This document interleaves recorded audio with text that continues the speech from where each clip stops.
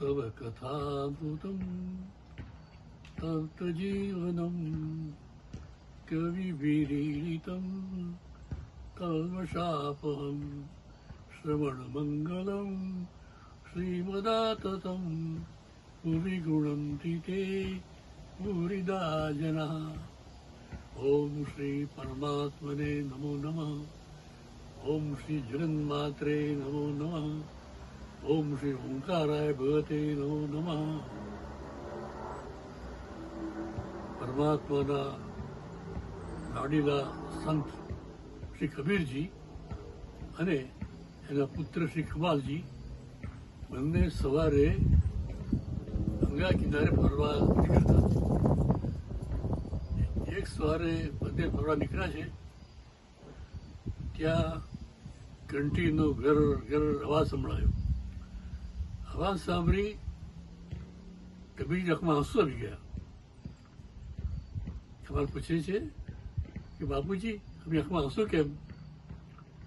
ત્યારે કે બેટા, આ ચક્કીનો અવાજ સાંભળી મારી આંખમાં આંસુ આવી ગયા. એના શબ્દોમાં चक्की चलती देखकर देख कबीरा रोए, दो पाटन के बीच में साबुत न बसा कोई.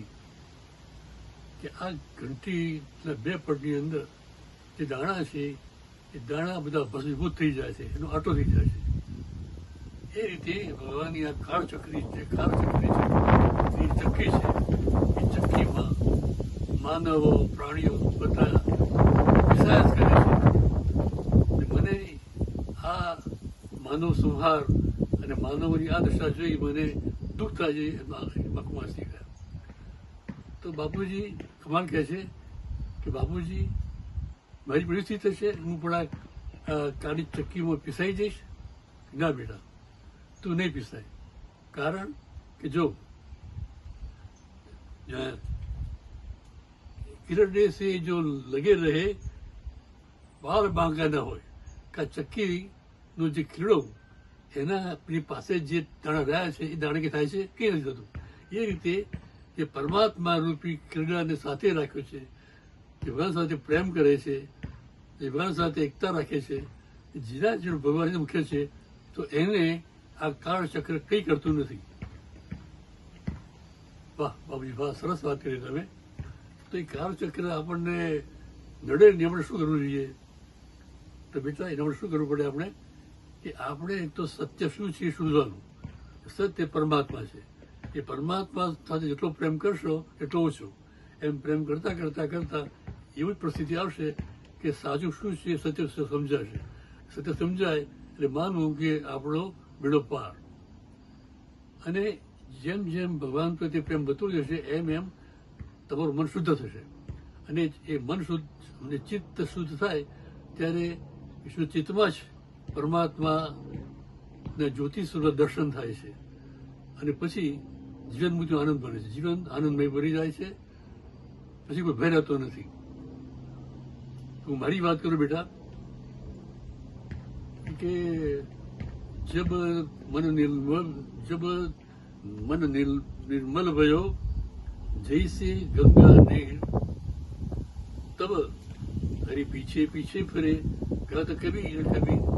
જ્યારે મોહ માયાથી મુક્ત અવશ્ય શુદ્ધ થયું, ગંગાજળ જીવ, ત્યારે ભગવાન એમાં શોધવા ન પડે. ભગવાન મારી સાથે જ આવ્યા, દર્શન આપ્યા ને કે કબીર તું ક્યાં છે? હરી પીછે પીછે ફરે કહત કબીર કબીર. તો આ બેટા આ ભગવાનના પ્રેમની આ ખૂબી છે. જ્યારે ભગવાન પ્રેમ થાય છે ત્યારે ભગવાન એ ભક્તને કદી ભૂલતા નથી, એની સાથે જ રહે છે. એટલે જેમ બને એમ પરમાત્માનો પ્રેમ વધતો રહે એ જીવનનો ઉદ્દેશ્ય છે એમ માનવું. અને જો એમ નહીં માનો એ સંસારના આ મોહ પાશમાં, મોહ માયામાં ફસાઈ ગયા તો માનવું કે પુનર્ભિ જનનમ પુનર્ભિ મરણમ, ફરી પછી જન્મ મરણની ચક્કી ચાલુ જ રહેશે. હા બાબુજી, બાબુજી સરસ આપી. તો આપણે પણ આ કબીરજીની સલાહને માનીએ, ભગવાન સાથે પ્રેમ કરીએ. એવું પ્રેમ કરીએ કે આ જીવનમાં જ આપણને પરમાત્માનો સાક્ષાત્કાર થાય, જીવન દિવ્ય બને અને સાચો જીવન મુક્તિનો આપણે આનંદ માણીએ. અસ્તુ.